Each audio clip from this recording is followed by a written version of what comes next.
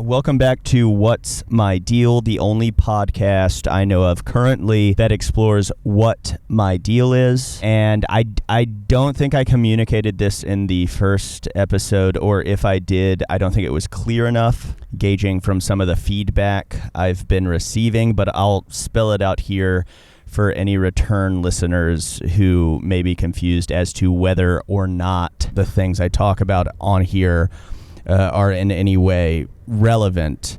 Yeah, just because I'm a man in his late 30s who centers his life around his work, i.e. the poetry I write and recite for Reels and TikToks, the occasional roles I book in B horror films, and now this self-published audio diary that covers my pseudo-professional and what's left of my personal life. That in no way means this podcast isn't relatable. And, I'm conscious of the fact that a lot of people are going to be unschooled in my disciplines. A lot of people are normies, and they're going to assume that this podcast isn't relevant to their lives. But I'm going to go ahead and ask you to take it from Carl Rogers, one of the founders of humanist psychology. What is most personal is most universal. As long as I'm painstakingly honest about my experiences, my circumstance shouldn't matter. You should be able to find common ground with me. We all feel joy. I just happen to feel it when my likeness is bludgeoned to death on screen. You'd have to ask my therapist why that is. It's probably owing to my adoration of Sean Bean. He's an actor who's been a luminary in the death scene game for some 40 years. And yeah, he's one of my influences. I like feeling connected to him. We all feel sadness. I just happen to feel it when the like-to-view ratio on one of my video essays falls under 1%. We all feel shame. I just happen to feel it when I play an Alabaman Nepo racist too well in a concept trailer directed by a brilliant up-and-coming director who now suspects I may be a racist. I am not. I told him that. I told him I just have an aptitude for playing villainous bit parts. I guess he just had a hard time believing he could find an actor of my caliber off backstage. And just to be clear, I'm not ashamed of doing a good job on his production, of being convincing in that role. It's more the fact that I am generally good at ingratiating myself with people even after digging myself into a hole, and I failed to do that in this case. I'm still trying. I drove up to Memphis last weekend, went to the National Civil Rights Museum and sent him some selfies, but he has not responded to me yet. And also, I guess I'm ashamed I still rely on Backstage for most of my bookings. I should be further along. So there's that. Yeah. Again, my circumstances should not matter. I am relatable, regardless of whether or not my life seems like farce to you. I believe it was Marcel Proust who argued that every reader is, while he is reading, the reader of his own self. And I know you're not reading this, but the principle stands. As you listen, you will hear things that resonate with your life. And if you're not a moron or something like that, it should help you explore your own inner landscape. Basically this podcast is a facilitator of self-discovery, and I'm going to stick with that. I'm going to stick with believing that. And, none of this is to say I didn't get good feedback on the premiere episode. Big thanks to those of you who are discerning enough to see the value in it. I'm just blown away by the people who couldn't. There are two men who I've known quite a while, and I would have thought these two had more sophisticated palates, but what can you do? There's Ray Gregory, one of my Wednesday regulars at the Mexican restaurant I bartend at. And, when I told him I launched the first episode, he said he would check it out and let me know what he thought. Long story short, he hasn't been back on a Wednesday since. So yeah, it feels like I lost one of my regulars and gained negative feedback by omission in one fell swoop. And that's not me being presumptuous. Until recently, Ray hadn't missed our half-off draft special since I started working the place. And he's a straight shooter. He's always been a straight shooter. It's what he bases his whole personality on. So yeah, I really do have to assume that he's avoiding coming in on Wednesdays so he doesn't have to give me his honest appraisal of my podcast concept. And, you may be thinking, well, what if he's dead? I assure you he is not. And I'm not saying that because he's a retired Navy SEAL who strikes me as invulnerable, which he does. I'm well aware death comes for us all in unexpected ways. I'm saying the other bartender told me he came in last Thursday. Yeah. And I know Ray's not in there for the half-off sangria special because the man drinks Dos Equis Amber and Scotch to the exclusion of all else. I've never even seen him touch a glass of water, that man. And now he's coming in on Thursdays, paying full price for beer just so he doesn't have to shoot me straight. It's insulting. It's disappointing. Anyway, the other guy who gave me negative feedback on the podcast premiere did so through voicemail. I will play it for you. This is Blaise Batey, the drummer of the band Bombara and my former web series co-host. Hey Alex, it's Blaise. I listened to your podcast, first episode. Maybe do yourself a favor and try taking it offline. Just completely pull it from the internet. It's not working. It's so boring that Sandra and I listened to it when we were in Bali for that wedding I was telling you about, and it put us to sleep. We missed the entire ceremony. Yeah, it was a long way to travel for that, and we missed the whole thing. I mean, lucky for us, we were in our hotel room. But can you imagine if we were, I don't know, driving or swimming? I mean, you got to think about this type of stuff. You're putting people in real danger, Alex. And, it's a liability. You might get a lawsuit thrown at you. So just consider taking it down. So there it is, Blaise's 2 cents. His whole account seems unrealistic. And it's just gratuitously disparaging. It's not constructive. But this, I don't know. This should not come as a surprise to me, really. He's been this way before. I just thought maybe he'd grown out of it. Blaise is... what is Blaise to me? Honestly, I don't know that there's a word for it in English. The Japanese have kenka tomodachi. Our relationship is probably something akin to that, shaped by years of agitated codependence and intermittent conflict. The bond is strong, sure, but I think that's what makes it so aggravating. We both know that the other isn't going anywhere.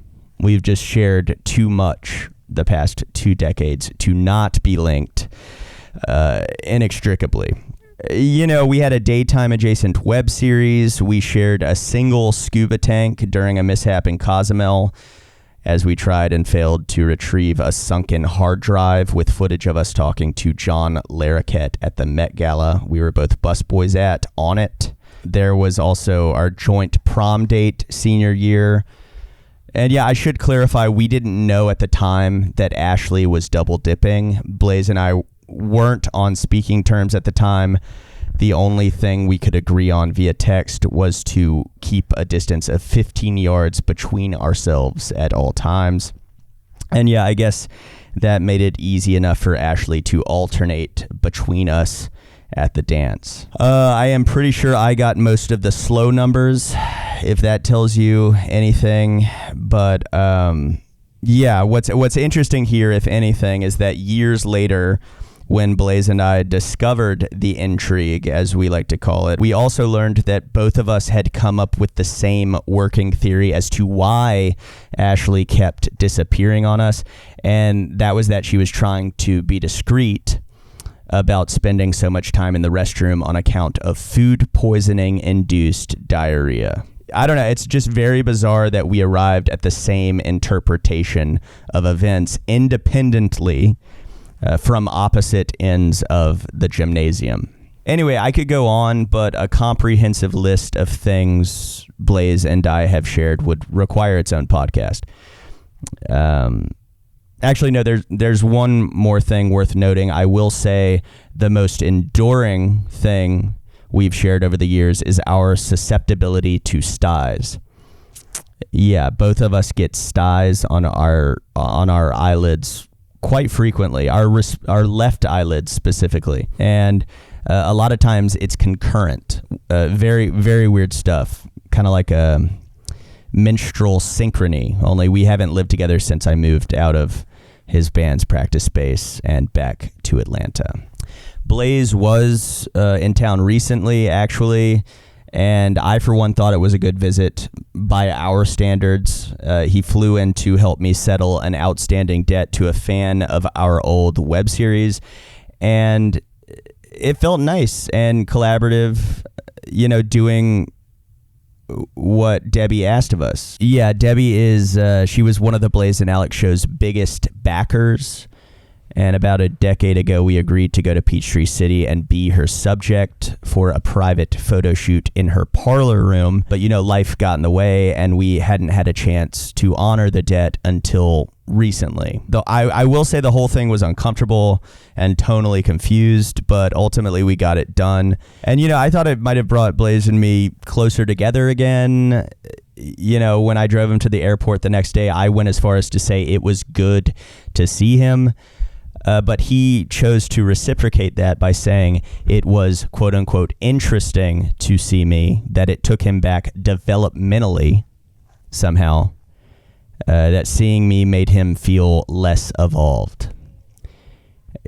This is just how he talks. Also, side note, Deborah's parlor room is just your basic living room. I am not sure why she insists on calling it a parlor room.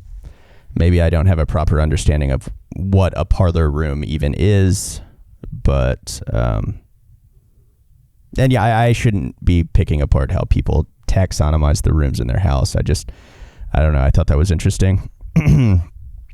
Where was I? Right. My bond with Blaze is, and this is infuriating, but it's stronger than any I've shared with any other male contemporary, unfortunately.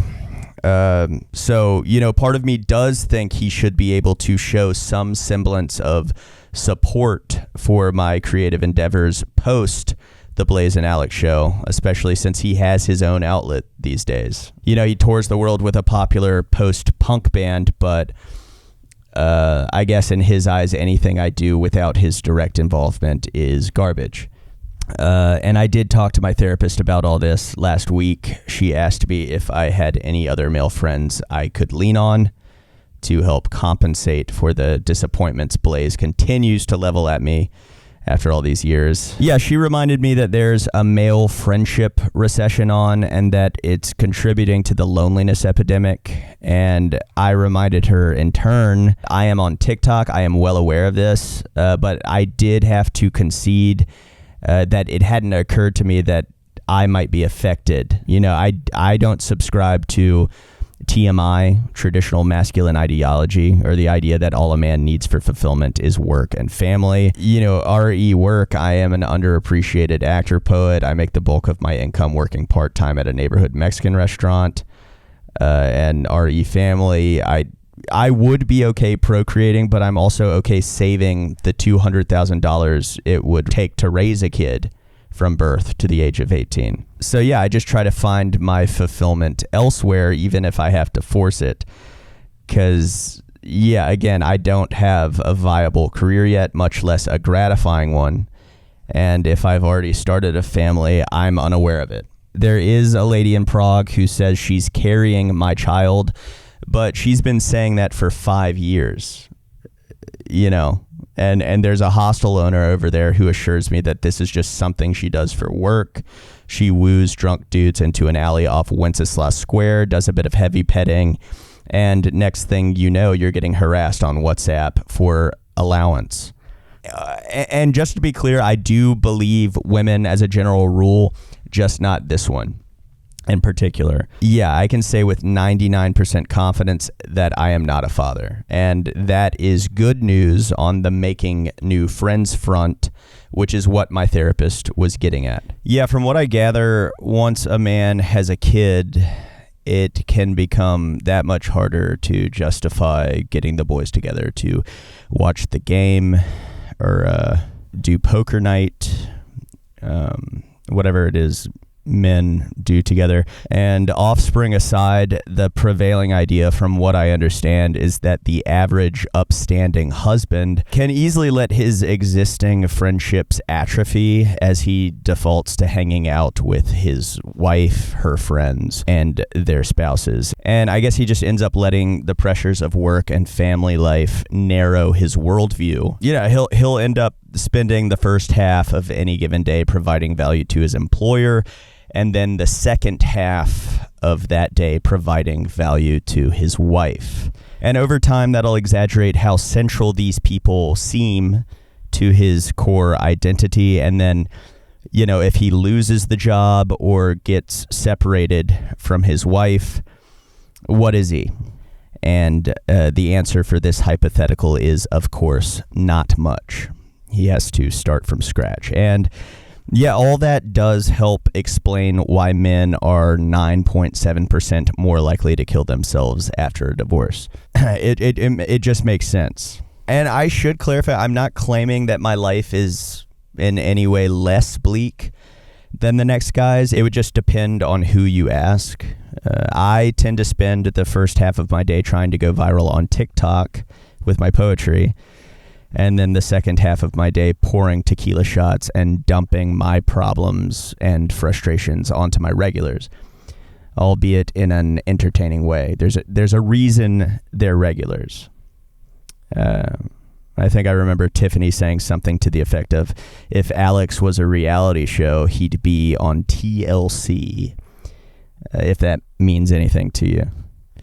I think she was saying that if you watch 1,000-Pound Sisters, 90 Day Fiancé, Dr. Pimple Popper, stuff like that, then you're less likely to be put off by my personality. I might even be your cup of tea. I will say it should be apparent by now that I don't have a problem with vulnerability, which is key to making new friends. According to Alain de Botton's The School of Life, mutual vulnerability is the bedrock of friendship. So I think I have that one covered.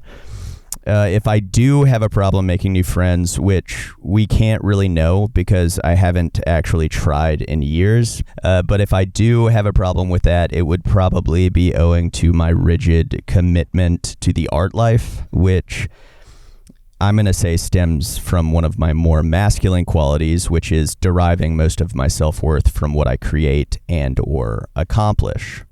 I'll give you an example. If I met a really cool, sweet guy and he didn't have connections in, say, the film and or literary scenes, or he didn't have it in him to collaborate with me on content, or at the very least he would need to be weird enough to serve as a character study for a screenplay I'm writing or something like that. But if he didn't check any of those boxes, I wouldn't be pursuing a second hang. It just wouldn't happen. And, you know, maybe that's not fair to him, but time's of the essence here. If my relationships aren't fulfilling my physical hetero needs, they need to, at the very least, advance my career and or craft. All that said, I'm sure there are plenty of local creatives out here that can do just that. I just need to go out and rub elbows with them, see if they're friend material. I'm sure most of them will opt to keep me at arm's length for fear of getting wrapped up in my quote-unquote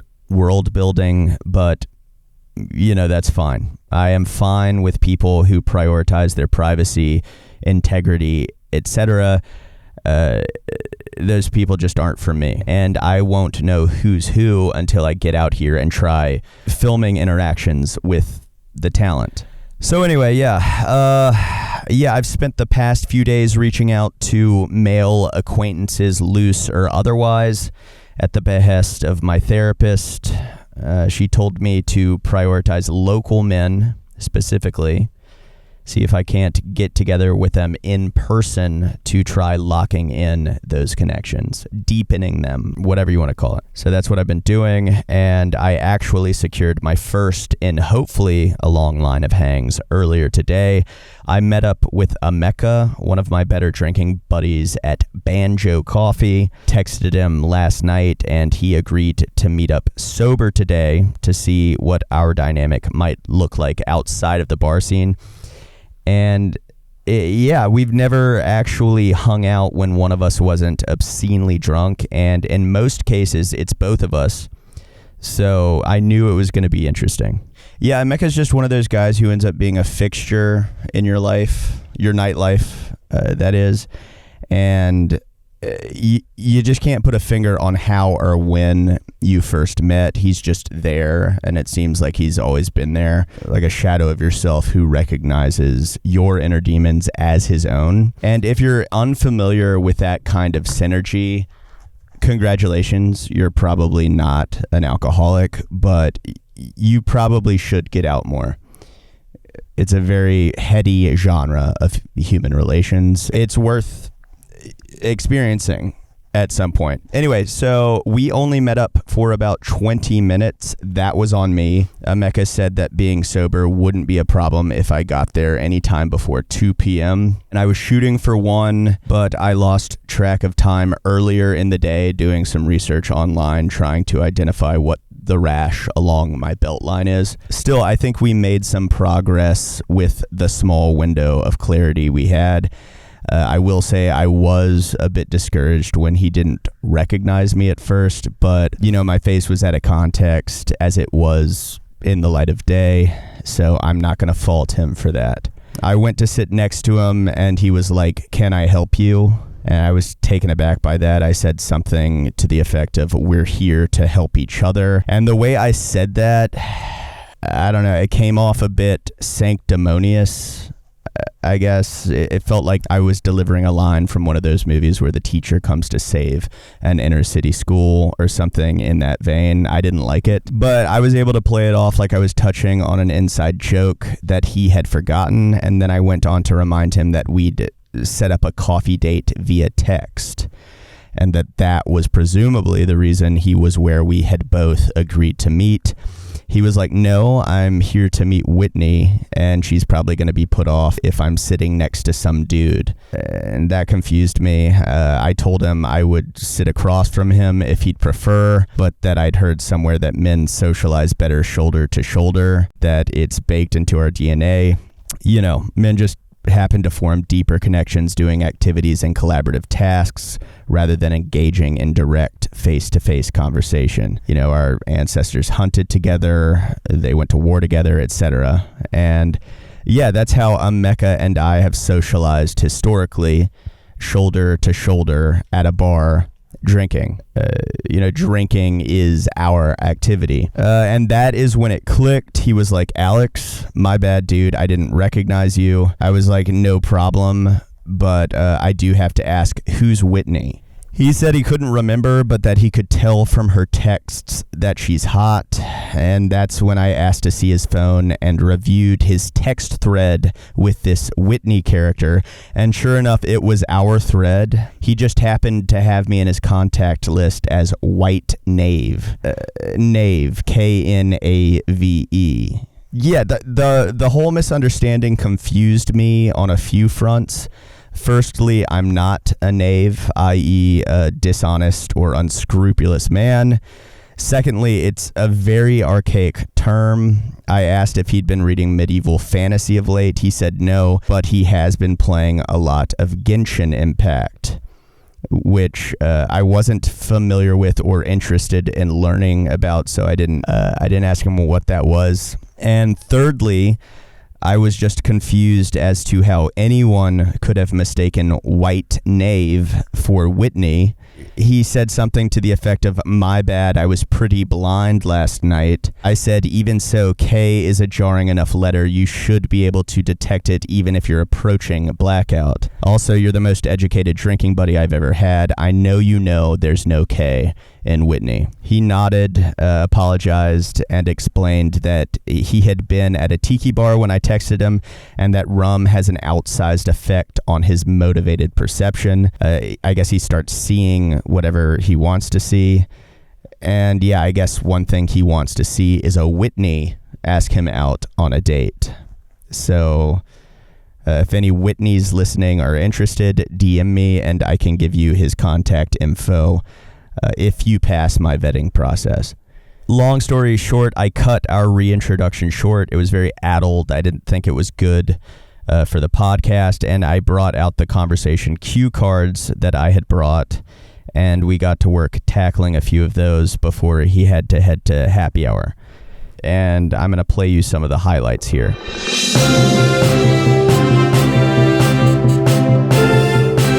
All right, so here we have an icebreaker. What celebrity crushes did you have growing up? Amy Jo Johnson. Okay, yeah, it's crushes plural, so if you have any more. Was that it?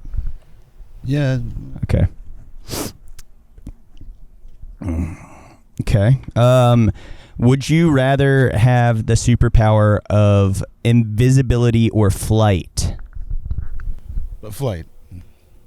Definitely flight. Okay, so far so good.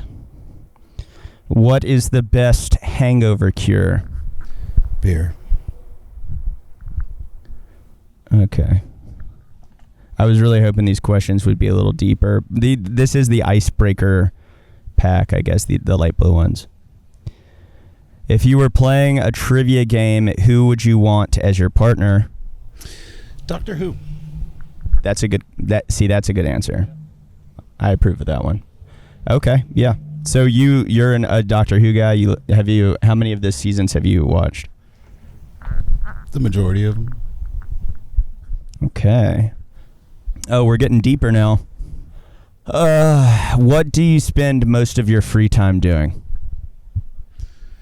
Making music or video games. That's right. So yeah, overall, I think it went well. I do feel like our connection is deeper now, perhaps as deep as it has the capacity to get. The thing that gives me pause with Emeka is that he's a musician. He plays jazz fusion, which, I mean, I don't have a problem with that in and of itself. It's just the musician thing bothers me. For whatever reason, my most contentious relationships to date have been with musicians of some sort or another. Blaze being just one case in point. And I don't know what that says about me. Maybe I've internalized too much of Bukowski's work. His attitude towards contemporary music and the culture surrounding it leaned critical. I don't know. I figure if I'm going to start a friendship with a musician, he'll need to be an actor and or writer as well. Somebody like Nick Cave or Jared Leto, for instance. Hold up. What, your ears burning? What the fuck, dude? What? Are you serious, man? What? I told you not to come fucking stake out my fucking gym. This is the second time you've done this, man. It's weird as hell. Justin, you know that I work in that building. No, you don't, man. No, you don't. You were a background actor in a music video, and that was like 5 years ago. I know that story. Fine. I'm tired of blowing up your phone. It makes me feel desperate. This looks fucking desperate, man. This looks desperate as shit. Like, what is it about me? Why won't you leave me alone? What do you want from me? I just figured you're an actor. I am an actor. Okay, maybe I just want to see where it goes. Don't you? Oh my fucking God, this isn't going anywhere, Alex. It's not going anywhere, man. Ben, you know Ben Affleck? I'm familiar. He's got Matt Damon. Okay, and Toby's got Leo. Don't say Leo. I'm pretty sure they don't even hang out that much anymore, man. And look, dude, look. There are plenty of other people out there, man. You can find your somebody, okay? And I'm sure he'll be real nice to you. But I got my guy. I got Jonathan. You know Jonathan. I do know Jonathan, yeah. Well, then fucking... Justin, just work with me here. I will work with you. I will work for you. I've told you that. You pay me money and I will do things on camera. Like how much did you pay Jonathan? I didn't. For the maintenance man thing, how much did you pay Jonathan? The reenactment, yeah. That was about as pure a collaboration as it gets. That was not bullshit. transactional. That was not bullshit. a transactional thing. That's bullshit. That's not what he told me. What are you doing, man? You parking outside of buildings and just hijacking guests like some sort of fucked up Billy Eichner and fucking... That is crude the way you said it, but if you want to be a guest, I'm glad to have you on. That's not what I said. But you know about the podcast. Yes, I know about the podcast. Jonathan said that you like dropped me in an episode or something, like name dropped me or some shit. Yeah, in passing, it wasn't like centered on you, and it was with reverence. Yeah, I heard. Oh, so you heard it. So what did you think? I don't know, man. He just skipped to the timestamp where he said you said my name, and I don't know. I didn't really listen to the whole fucking thing. I was busy swimming. No way. So that is a thing. What? Nothing. Just get in and let's go to trivia. I'm not going to fucking Come to trivia with me tonight. I've got shit to do, man. I don't have time for this, man. I don't have time for Don't have time for what? Making new friends? Yes. Yeah, for making new friends. I got friends. Okay, so you have all these friends and all your schedules all line up all the time. Is that what you're telling me? People have lives. You're deflecting. You're deflecting. No, I mean, Justin. a lot of them, they live OTP now. They all bought houses. Some of them have kids and shit. This is what I'm saying. Man, I just want you to be well. And there's this Oxford psychologist, Robin Dunbar, that he went as far as to say that men need at least 2 guys' nights a week to maintain their mental health.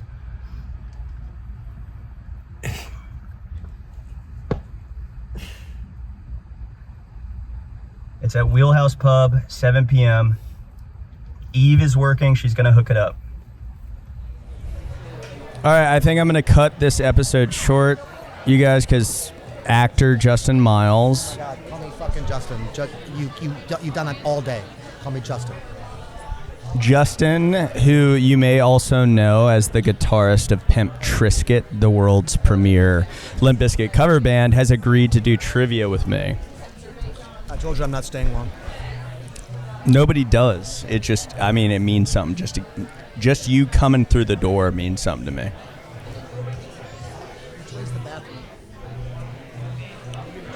Categories for the first round of trivia this evening are going to be current events, planets. Listen to what's my deal to better understand his deal.